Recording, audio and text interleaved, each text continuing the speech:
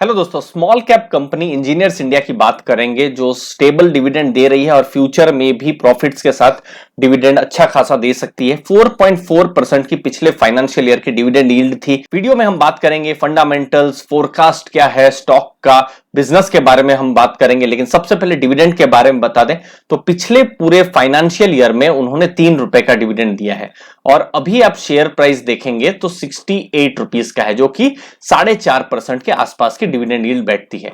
तो ये जो 3 रुपए का डिविडेंड है उसमें से 2 रुपए का इंटरिम डिविडेंड आ चुका है, मतलब जो भी एलिजिबल शेयर होल्डर्स हैं उनको पे हो भी चुका होगा और उसकी रिकॉर्ड डेट फरवरी 2022 थी। लेकिन अब फाइनल डिविडेंड आ रहा है और फाइनल डिविडेंड है 1 रुपए का। तो ये 1 रुपए का डिविडेंड फाइनल डिविडेंड आ रहा है इंजीनियर्स इंडिया की तरफ से और सितंबर 2 है एक्स डिविडेंड डेट, मतलब सितंबर 2 से पहले जिनके पास भी स्टॉक है वो इस 1 रुपए के डिविडेंड के लिए एलिजिबल है। जो डिविडेंड का पेमेंट है सितंबर 27 एजीएम है, एजीएम के 30 दिन के अंदर हो जाएगा। तो जब हम इंजीनियर्स इंडिया की बात कर रहे हैं तो आईसीआईसीआई सिक्योरिटीज ने रिपोर्ट उन्होंने रिसर्च की थी, तो उन्होंने 108 का टारगेट प्राइस रखा हुआ है। ठीक है, तो इसके बारे में हम और डिस्कस करते हैं, फंडामेंटल्स को जानते हैं, शेयर का क्या फोरकास्ट है उसके बारे में भी हम जानते हैं। तो देखिए, आप इंजीनियर्स इंडिया का अभी शेयर प्राइस देखेंगे 68 रुपीज के आसपास है और आप यहां पी रेशियो देखेंगे 11 के पास है, तो थोड़ा कम ही है, बट ये इंफ्रा कंपनी में वैसा ही रहता है। अगर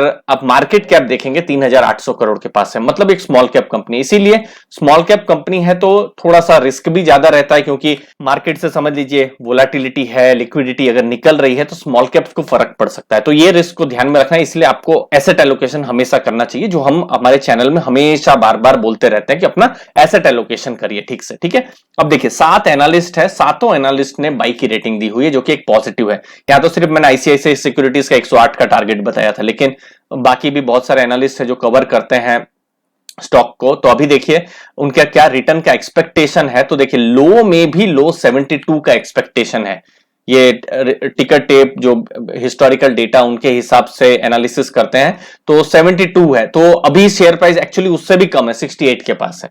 मीडियन अगर ठीक ठाक परफॉर्मेंस रहा तो 90 के आसपास रहेगा और सब बढ़िया रहा, स्मॉल कैप्स चल गए, मार्केट भी स्ट्रांग रही तो 104 तक भी टारगेट जा सकता है। तो ये एक फोरकास्ट है, जरूरी नहीं है यही आएगा, लेकिन आपको एक आइडिया मिल जा रहा है। ठीक है ना। अब रेवेन्यू का कैसा फोरकास्ट है अगले साल में, तो यहां पर इस साल में अगले साल के कंपैरिजन में रेवेन्यू बढ़ने की ही उम्मीद बताई जा रही है। अर्निंग पर शेयर क्या बढ़ेगा, तो इस साल के कंपैरिजन में, मतलब जो फाइनेंशियल ईयर खत्म हुआ 2022 उसके कंपैरिजन में बढ़ने की ही उम्मीद है। अब क्या एफआईआईस खरीद रहे हैं, म्यूचुअल फंड्स खरीद रहे हैं, वो भी हम लोग जल्दी से टिकर टेप में डेटा देख सकते हैं। आप भी जो टिकर टेप है उसको भी जो डाउनलोड कर सकते हैं, मैंने डिस्क्रिप्शन में लिंक दी हुई है। एफआईआईस देखिए पिछले साल सितंबर में, लगभग एक साल पहले ही सितंबर जब क्वार्टर खत्म हुआ था, 6.03% था और फिर उन्होंने थोड़ा खरीदा है, 7.11% किया है। तो एफआईआईस खरीद रहे हैं। अब देख लेते हैं कि भारत के जो म्यूचुअल फंड्स हैं वो लोग क्या कर रहे हैं, वो लोग बेच रहे हैं। देखिए 5.88% से 5.20। तो हमको जो बड़े इन्वेस्टर्स हैं, बड़े इन्वेस्टर्स से मेरा मतलब है जो इन्वेस्टर्स के पास रिसर्च और बाकी सपोर्ट ज्यादा है, एफआईआईस डीआईआईस जो है, जो बड़ा पैसा निवेश करते हैं, उनसे हमको पता चल रहा है कि वो लोग मिक्स सिग्नल दे रहे हैं। एफआईआई खरीद रहे हैं, म्यूचुअल फंड खरीद नहीं रहे हैं। तो दो सिग्नल यहां पर हमको मिले हैं, जो कि मैं बहुत ही न्यूट्रल मानता हूं। अगर आपके पोर्टफोलियो में अगर 3-5% अगर इंजीनियर्स इंडिया हो तो मुझे लगता है रिस्क बहुत ज्यादा हो सकता है। तो इसको आपको बिल्कुल ध्यान में रखना है। अब बिजनेस की बात कर लेते हैं। तो क्वार्टर 1 का रिजल्ट्स अभी ही आए थे और आप देख सकते हैं उनके जो बिजनेस है, दो जगह से उनके रेवेन्यू आते हैं। एक है कंसल्टेंसी बिजनेस और दूसरा है टर्न की बिजनेस। टर्न की मतलब बड़े प्रोजेक्ट्स को उन्होंने कैसे एग्जीक्यूट किया। तो टोटल इनकम उनकी 832 करोड़ की थी। ठीक है, वही पिछले अगर क्वार्टर 1 जो था पिछले साल 757 करोड़ की इनकम थी। तो इनकम एक्चुअली में थोड़ी बढ़ी है। अगर आप देखेंगे प्रोजेक्ट्स जो हैं उनको किस हिसाब से ग्रोथ हो रहा है, तो ठीक ठाक यहां पर ग्रोथ देखने को मिल रहा है। फिर उनके पास ऑर्डर बुक है कि नहीं, क्योंकि इंफ्रा कंपनीज में ऑर्डर बुक देखना जरूरी है। कंसल्टेंसी बहुत ही हाई मार्जिन बिजनेस है, तो यहां पर आप देख सकते हैं 4793 करोड़ की ऑर्डर बुक है।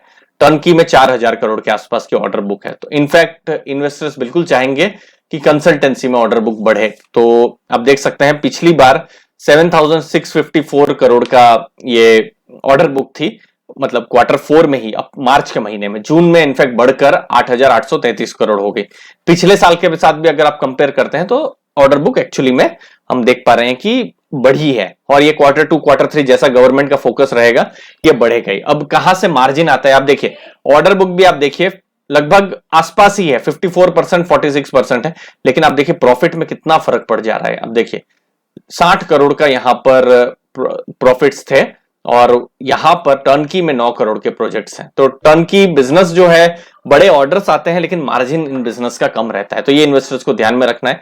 तो कहीं ना कहीं वैल्यूएशन के हिसाब से आप देखें तो एक वैल्यू जोन में तो कंपनी बिल्कुल है ही, जो पता चल रहा है। बाकी आपको क्वेश्चन हो सकता है कि कंसल्टेंसी में वो क्या काम करते हैं, तो मैं कंसल्टेंसी के भी कुछ एग्जाम्पल लाया हूं, जैसे वडोदरा में एलपीजी का वो कुछ काम कर रहे हैं अंडरग्राउंड माइनिंग के लिए, तो एचपीसीएल का प्रोजेक्ट है। फिर ऑयल इंडिया से उनको प्रोजेक्ट मिला है, पल्प पंप स्टेशन टर्मिनल्स उनको किस हिसाब से काम करना है, तो ये सब भी प्रोजेक्ट्स उनको मिलते रहते हैं। फिर अंजार पालनपुर, अगर आप गुजरात से हैं तो पालनपुर पाइपलाइन है गुजरात स्टेट पेट्रोनेट की, तो उसके लिए भी वो जो है उनको जो कंसल्टेंसी का प्रोजेक्ट मिला हुआ है।